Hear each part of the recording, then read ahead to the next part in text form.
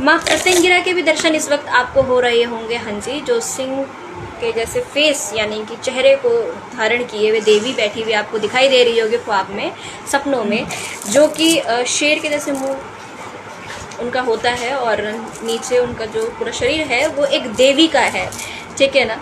और अगर उनकी आवाज़ें, उनकी दहाड़ आपको सुनाई दे रही है तो इसका मतलब ये है कि आने वाले टाइम में आपके लाइफ के अंदर, और माँ बंगलामुखी के भी दर्शन हो रहे हैं आपको, भव्य पूजा वगैरह में बैठे हुए देख रहे हो आप खुद को, तो इसका मतलब ये है कि आने वाले टाइम में ऐसे तमाम लोग जो षड्यंत्र रचते हैं आपके खिलाफ, जो गुप्त शत्रु हैं, उनकी जुबान और उनकी चालें रोकने का काम कर रही है माँ, स्तबित करने का काम कर रही है, यानी कि रोक रही है माँ।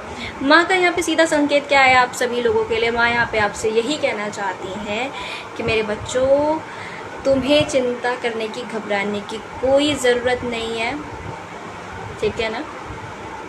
उनका पथ रोके माँ खड़ी है, तुम्हें बस सच्चाई के पथ पे आगे बढ़ते रहना है।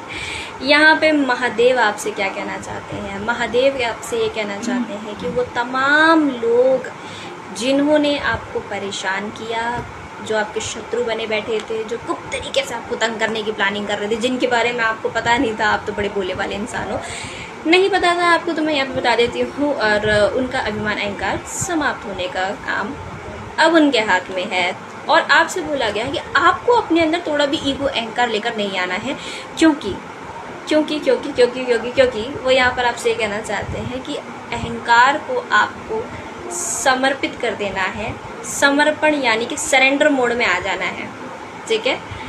इस महीने इन सावन के दिनों में माँ आपसे कहना चाह रही हैं, अगर आपको माँ के रौद्र रूप के दर्शन होते हैं, माँ काली के, तो माँ काली आपसे कहना चाहती हैं कि उन्होंने आपकी जम के परीक्षा ली थी और उन्होंने ये देख लिया कि उस परीक्षा में आप फाइनली उत्तीर्ण हुए हैं।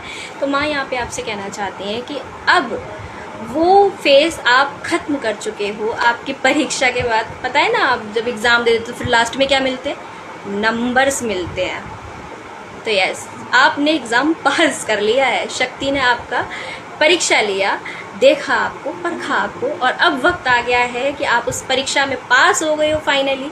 तो अब आपको फ्रूटफुल रिजल्ट्स मिल रहे हैं, यानी कि माँ भगवती की आपके ऊपर बहुत सारी कृपा है। और ये जो समय रहने वाला है ना, ये बहुत इंटरेस्टिंग रहने वाला है। माँ के साथ आपका जो एक टाइम पीरियड रहेगा वो माँ बच्चे के जैसा रहेगा। इस टाइम पे उन तमाम लोगों का नाश हो रहा है जिन्होंने आपको परेशान किया, जिन्होंने किसी भी तरह से आपको तंग किया, क्योंकि आप खुद समझ पा रहे होंगे कि जिन शक्तियों का मैं यहाँ पे नाम ले रही हूँ, माँ बंगलामुखी, माँ प्रत्यंगिरा, ये अपने आप में कमाल की बहुत बड़ी शक्ति हैं। और सूर्य का तेज प्रकाश आपके साथ रहने वाला है, तो सावन के महीने में तो आपके बल्ले बल्ले हैं। और ये स्पिरिचुअल जर्नी पर आपके साथ होगा। किसी भी प्रकार का ईगो, अभिमान, घमंड अपने ऊपर हावी नहीं होने देना है।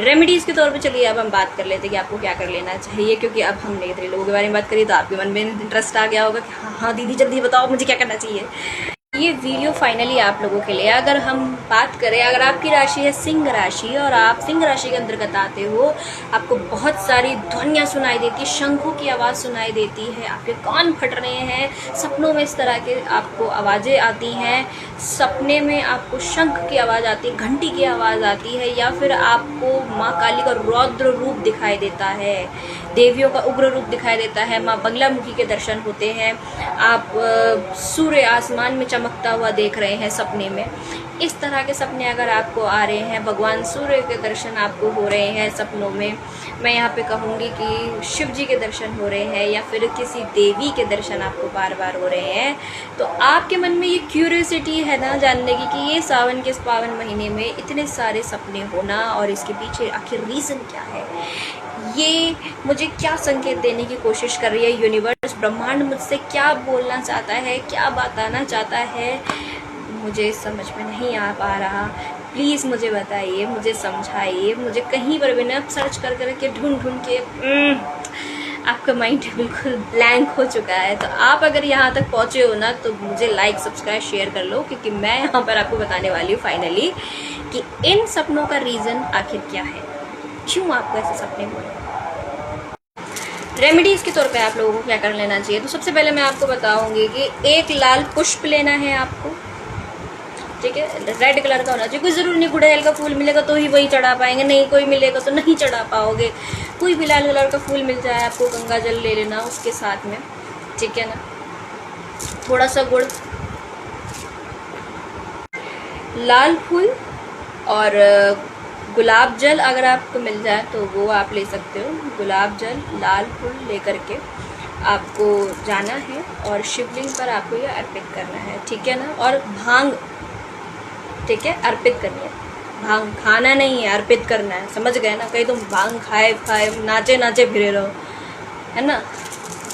पता लगा तुम शिवरात्रि पर तुम भैया होली बनाने लग जाओ, होली के गीत गुनगुनाने लग जाओ, या इधर मम्मी वगैरह सब नाचे नाचे फिरे रहेंगे, कहाँ गए कहाँ गए कहाँ गए कहाँ गए, है ना। ऐसा मत कर लेना, ठीक है।